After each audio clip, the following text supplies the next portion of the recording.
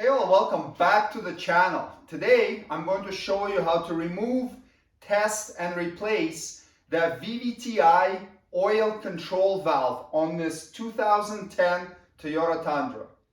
There are four VVTi oil control valves, and you can see two of them right here. So there's an exhaust one and then there's the intake one, and we'll take a look at the two on the other side as well.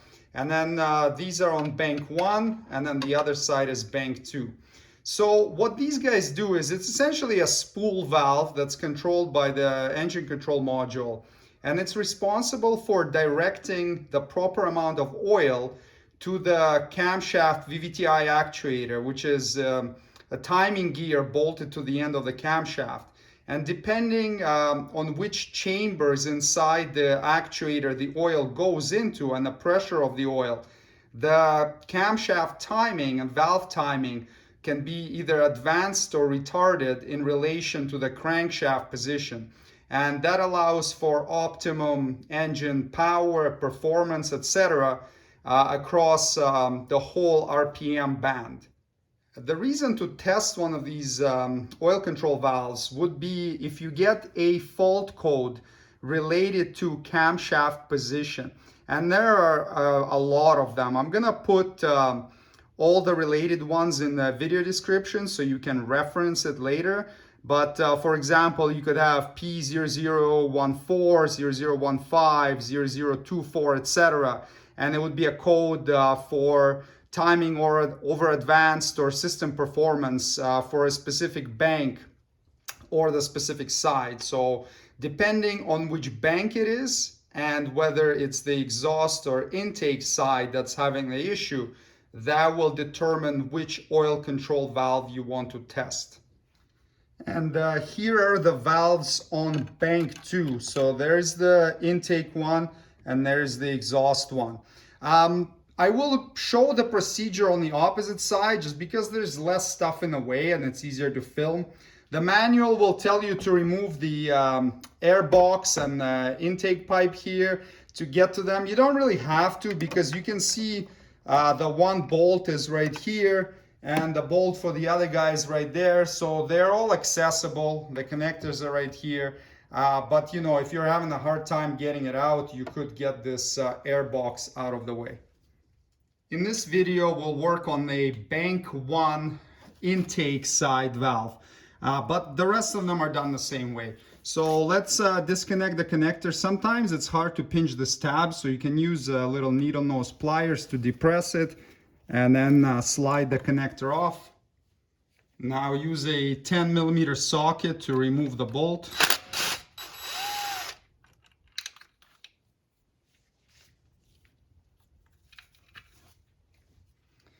Put a rag or a piece of paper towel under here. A little bit of oil will come out when we pull it out, so this way we don't make a mess. Depending on the age and mileage of the vehicle, sometimes these things are stuck in there pretty good. So you can pry either between the valve body and this aluminum part of the valve cover, or between this tab right here and this protrusion where it bolts to.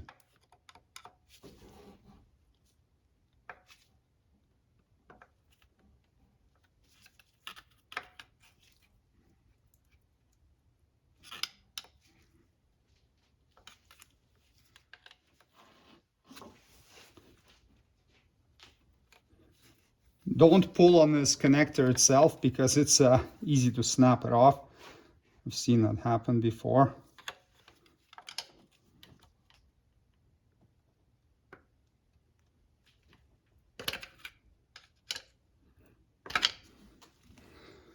All right, there we go. Don't drop this thing when you're pulling it out.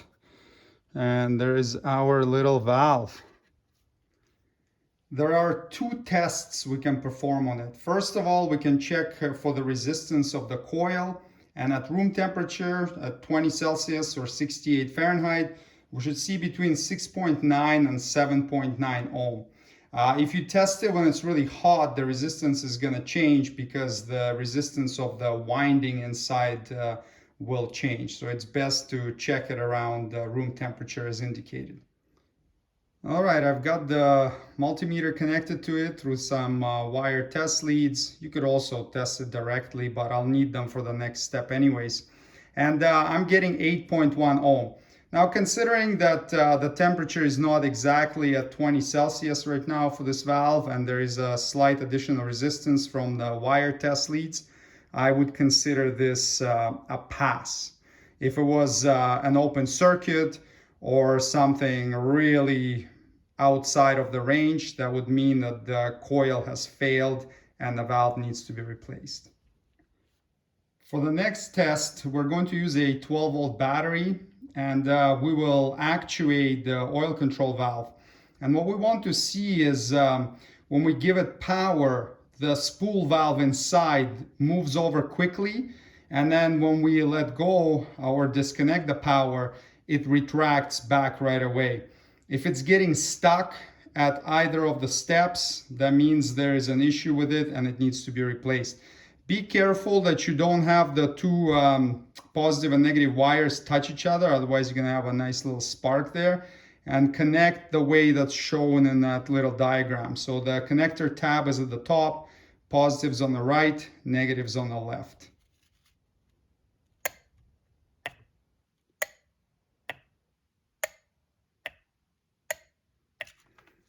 All right, this one's working properly. All right, if our valve failed the inspection, we would replace it with a new one. In my case, it passed, so I'm going to reinstall it.